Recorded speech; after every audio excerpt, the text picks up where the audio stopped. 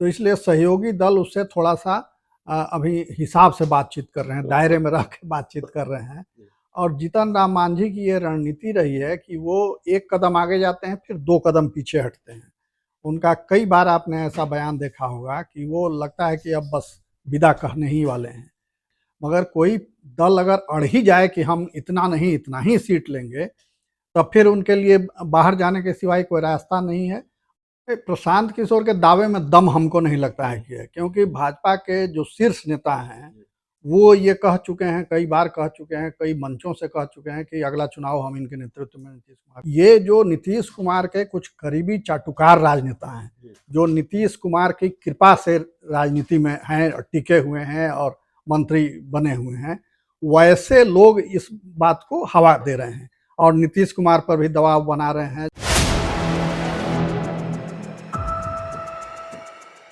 नमस्कार, आप देख रहे हैं 4 PM और मैं हूं अभिषेक मिश्रा। देखिए, एनडीए में सीट शेयरिंग को लेकर बवाल है।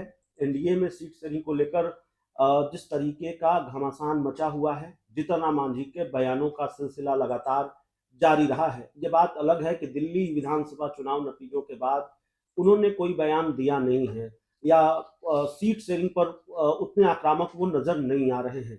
अंदर खाने की जानकारी, चिराग पासवान 60-70 सीटें मांग रहे हैं। भारतीय जनता पार्टी क्या अपने सहयोगी दलों को, नीतीश कुमार को छोड़कर दूसरे सहयोगी दलों के खाते में उतनी सीटें देनी जा रही है जितना वो मांग रहे हैं?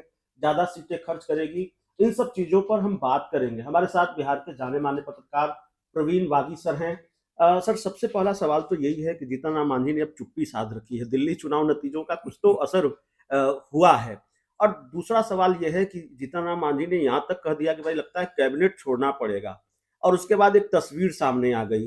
बिहार के सांसद 30 सांसद मिले प्रधानमंत्री नरेंद्र मोदी से। अगल-बगल ललन सिंह, संजय झा, चिराग पासवान, कुशवाहा और जीतन राम मांझी कहीं दिखाई नहीं दिए। ये दिल्ली चुनाव नतीजों के पहले की बात है। क्या भारतीय जनता पार्टी ने उनको उनकी हैसियत बताई कि भाई हम भी आपको ज़्यादा भाव नहीं देते? उस तस्वीर को कैसे देखते हैं और दिल्ली चुनाव नतीजों का असर एनडीए में सीट बँटवारे पर कैसे होगा क्या? नहीं, वो तस्वीर जो है उससे एनडीए के अंतर्कलह को सार्वजनिक रूप से उसने प्रदर्शित कर दिया और ये अच्छा मैसेज नहीं गया। कुछ एक मतभेदों के बावजूद उनको अगर वो फ्रेम में साथ नज़र आते तो उसका एक अलग इम्पैक्ट होता, मगर क्यों नहीं साथ आए, किसकी वजह से ऐसा हुआ, ये अलग बात है, मगर ये मैसेज इसका अच्छा नहीं गया। और दूसरी बात ये है कि भाजपा चुनाव में जो जीती है दिल्ली, तो उसका अभी अपर हैंड है, तो इसलिए सहयोगी दल उससे थोड़ा-सा अभी हिसाब से बातचीत कर रहे हैं, दायरे में रह के बातचीत कर रहे हैं। और जीतन राम मांझी की ये रणनीति रही है कि वो एक कदम आगे जाते हैं, फिर 2 कदम पीछे हटते हैं। उनका कई बार आपने ऐसा बयान देखा होगा कि वो लगता है कि अब बस विदा कहने ही वाले हैं, मगर फिर दूसरे दिन, तीसरे दिन उनका बयान ऐसा आ जाता है, जिससे लगता है कि एनडीए से बड़ा शुभचिंतक कोई उनके जैसा दूसरा है ही नहीं। तो ये रणनीति अपनी होती है, ज़्यादा से ज़्यादा सीटें कैसे मिले विधानसभा के लिए, इसके लिए ये सब चल रहा है। मगर उसमें कोई, हमको नहीं लगता है कि बहुत विवाद होगा, क्योंकि लोकसभा में जिसके पास जितनी सीटें हैं, उसके आधार पर जितनी सीटों पर दावा बनता है विधानसभा की, उतनी सीटें उनको मिलेंगी। एक फार्मूला ये हो सकता है। दूसरा कि अभी जिसके पास जितनी सीटें हैं, वो उनको दे दी जाएँ और उसमें जो नए पार्टनर कुछ जुड़े हैं, तो जो बड़े दल हैं जैसे भाजपा और जदयू, तो वो फिर आपस में कुछ सीटें छोड़ करके और उन दलों को एकोमोडेट करेंगे। तो हमको नहीं लगता है कि ये कोई बहुत ज़्यादा इसको लेकर के विवाद होगा। अगर सभी दल समझदारी से काम करेंगे तो एडजस्टमेंट में कोई दिक्कत नहीं होगी। मगर कोई दल अगर अड़ ही जाए कि हम इतना नहीं, इतना ही सीट लेंगे, तब फिर उनके लिए बाहर जाने के सिवाय कोई रास्ता नहीं है। और वैसे में एनडीए को भी ज़रूर झटका लगेगा और महागठबंधन को मजबूती मिलेगी, ताकत मिलेगी। 122 सीटों की 122 सीटों का फॉर्मूला था। 2020 में नीतीश कुमार 122 सीटों पर लड़े थे। उनकी पार्टी 122 सीटों पर, माफ कीजिएगा, लड़ी नहीं थी। 122 सीटें मिली थी, 7 सीटें जीतन राम मांझी को दी थी, तो 115 सीटों पर जेडीयू लड़ी थी। 2020 वाला फॉर्मूला होगा या उससे थोड़ा पीछे नीतीश कुमार हटेंगे या थोड़ा आगे जाएंगे? दो चार सीटें आगे पीछे हो सकती हैं, उसमें कोई बहुत ये नहीं होता है। जब तर्क के साथ बात होगी, अपनी मजबूती दिखलाएंगे कि इस सीट को क्यों हम लेना चाहते हैं, उसके पीछे उनका लॉजिक होगा। अगर वो लॉजिक कन्विंसिंग होगा तो वो सीटें मिल सकती हैं। कन्विंसिंग अगर नहीं होगा, सिर्फ जिद होगी कि हमको लड़ना ही है इतनी सीटों पर, तब मुश्किल आएगी। तब मुश्किल आएगी। प्रशांत किशोर उन्होंने एक इंटरव्यू में कहा, इससे पहले भी वो ये बात कहते रहे कि देखिए हिम्मत है, दम है अगर भारतीय जनता पार्टी, बिल्कुल ओपन चैलेंज बीजेपी को, कि अगर दम है भारतीय जनता पार्टी में, अमित शाह में, मोदी में, तो वो कह दे कि हम 2025 के विधानसभा चुनाव नतीजों के बाद नीतीश कुमार को ही मुख्यमंत्री बनाएंगे। हम जैसे लोगों के लिए, जनसुराज के लिए काम आसान हो जाएगा। आपको लगता है कि नीतीश कुमार, जिनको ताकत अब तक समझा जा रहा, किसी भी गठबंधन के लिए बैलेंसिंग फैक्टर माना जाता रहा, वो कमजोरी बन गए हैं?